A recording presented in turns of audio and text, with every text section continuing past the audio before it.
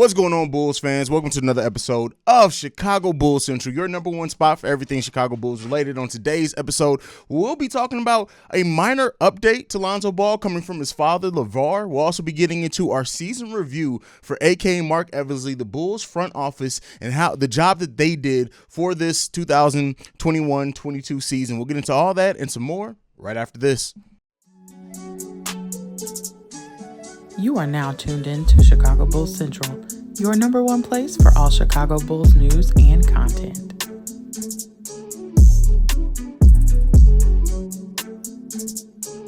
All right, so first, before we start anything, shout out to the Bulls rookie, Ayo Dosunmu, for being named to the all-rookie second team. Well deserved. This was something that we always expected for Ayo Dosunmu as the season went on, was for him to be named to that second team, and he did that. His season averages were right up there with anybody else named on the second team, but we know as people who have watched Ayo Dosunmu's game, watched it grow, have seen this defense, can see what he does, the future is bright for Ayo Dosunmu. Now, his potential is through the roof right now. How much he hits that potential is going to remain to be seen on the court, but we trust that Ayo Dosunmu is going to be a member and a part of this Bulls roster, hopefully for a very long time. They do have to get into some contract extension discussions next summer, but we're not going to worry about that. We got a whole season between now and then that's going to determine how that ends up shaking out. But at this time, shout out to Ayo Dosunmu for making all-rookie second team. It was well-earned, well-deserved. Ayo came into this season getting and earning his spot in the rotation with his defense, and the game just continued to evolve from that point on. He proved to be a sponge, learning things from DeMar DeRozan, learning things in game from like the Bradley Beal situation. Ayo Dosunmu is a very high IQ basketball player, and we still have barely scratched the surface of the scoring aspect of his game that he flashed in college. So as that decides to come along, the sky's the limit for Ayo Dosunmu. Let me know down below what you guys think about Ayo Dosunmu being named to that second team all-rookie, and how you feel about his season overall. I guess we've already talked about that because we did do a review on him. But next up, minor update, I guess, when it comes to Lonzo Ball. So his father, Lavar Ball, was talking to the Catman, and he said some things that are interesting, some things that I think is again, Lavar just doing Lavar. Like he said, he doesn't expect Zach LaVine to return to the Bulls. I'm not taking that at all. I don't think anybody who has any type of inside information is giving Lavar Ball any type of information. So I'm not believing that. But again, that remains to be seen. But he did also talk about Lonzo, and some of the things that he did say about Lonzo, saying that Lonzo will be ready by the 22-23 season. Hopefully, like that goes without saying. How long it takes is the question, but he definitely should be ready by the start of the season, and hopefully by this opening of training camp. But he did say that Lonzo will be actually working out and rehabbing in LA. Now that is interesting because, hey, I'm sure the Bulls front office and the medical staff is going to be kept very well in the loop with that. We already did get the picture of him at the gym in LA, so that all aligns very well there. He said some things about, Lonzo and changing his diet and things like that. He also said a comment about Lonzo, he was never hurt when he was under my rule. All that's Lavar doing the Lavar things. But Lavar confidently talking about Lonzo's rehab, Lonzo's recovery, working down there in LA. I would think that if he is working out in LA and he's not working with the Bulls medical staff, like I said, they're going to be kept in the loop, but that may be something positive to kind of take away from that, because if they've kind of let those reins up some, I'm sure the medical staffs are talking and everything. Like I said, this is a minor update. I don't take very much I take everything Lavar Ball says with a huge grain of salt, but at the end of the day, any type of news with Lonzo, I'm going to report, just because I know it's something that everybody is kind of worried with when it comes to Lonzo and that long-term outlook for him and what that means for the Chicago Bulls.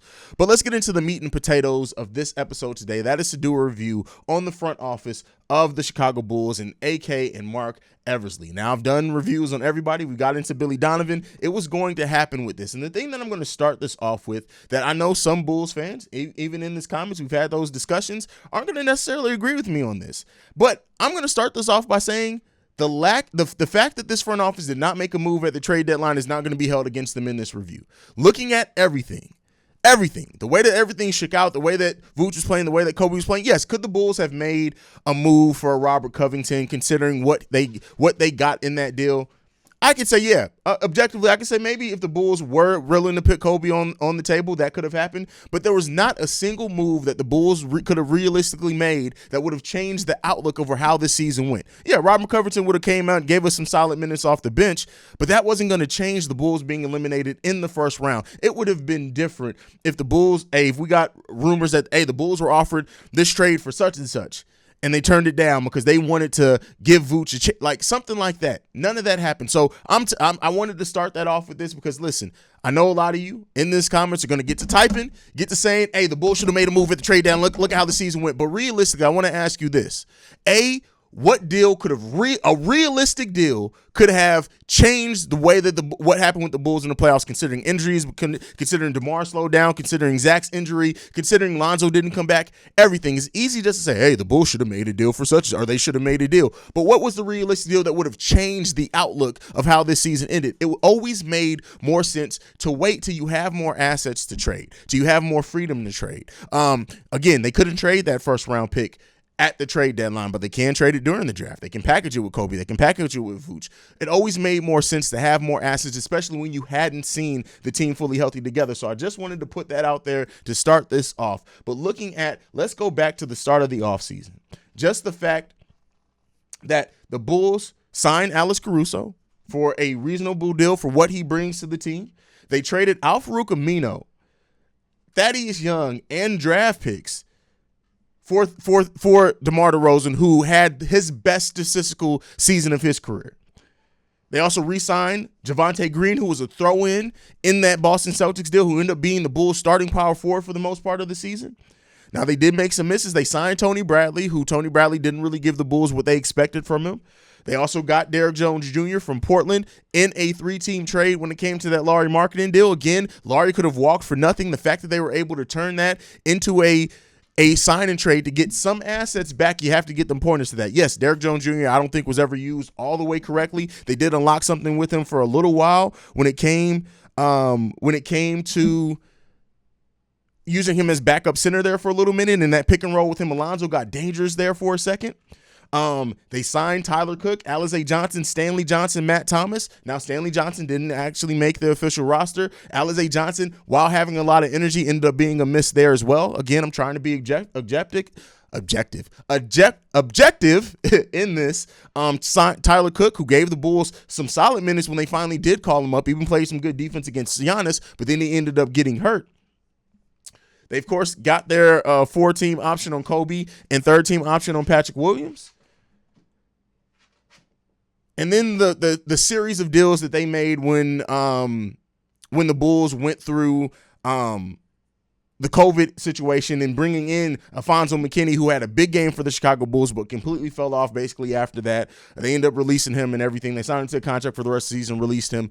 But looking at and I didn't even mention signing Lonzo Ball at the opening of free agency. Now, one thing again, in being objective, they did get tampering. We end up losing an asset in a 2nd-round pick at some point because of that. But the way that they worked out that deal, and I know some people are going to say, well, Lonzo's not healthy. This is the thing that I want to talk about with Lonzo's health. People point to, when they look at the games played, especially in New Orleans, look at how many of those were shortened seasons. Lonzo, and I was surprised to find this out too. So let me not act like I had to research this, and then I came up with it. I was like, oh, wait, you're right. He actually played 85% of the available games when he was with the New Orleans Pelicans. So this narrative of Lonzo's always hurt, yes, he does suffer some major injuries.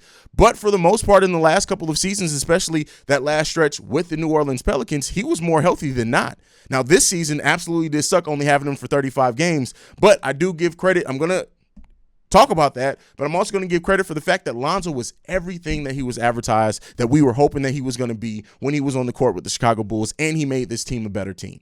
So looking at the totality of what AK and Eversley did and how they got those deals done, using sign-and trades, using players and contracts, the fact that they sent out Tomas Satoransky and Garrett Temple to be able to bring in Lonzo on that contract, that's huge, right? That's huge. Because that is using deals and players that didn't project to really give us much this season to bring in a starter while he only played 35 games, but that was so much better and brought so much more to this team than any two of those players did. AK and Eversley did things that were incredible. Even getting a first-round pick in that Lavar deal as well. We'll see what that ends up turning into. We may get that next season if the Portland Trailblazers improve that team enough to where it's an out-of-lottery pick. But AK and Eversley got busy, and they got to work this season. And what they did in changing the culture in the 2 years, but I'm trying to focus it on this year. What they did in changing the culture is huge and can't go without being mentioned. So I'm going to give this front office a solid B+. And the only reason why it's not more than that is that there were issues with the roster construction on this team. We didn't have offense coming off the bench. Now, yes, they probably projected Kobe to do that, but we didn't do that. There was such a drop of so many games this season in which our bench gave us less than double-digit points as a whole. Because we weren't built to withstand major injuries, we always knew coming into the season, one injury to the front court, it was going to be slim pickings for the Bulls rotation because of how the roster was built. So they can't get an A because of that, but a solid B+. Like, from me, a solid B+. And that is well-deserved. That is better than anything that I would have gave Garpax in the last probably 8 years that they were in power.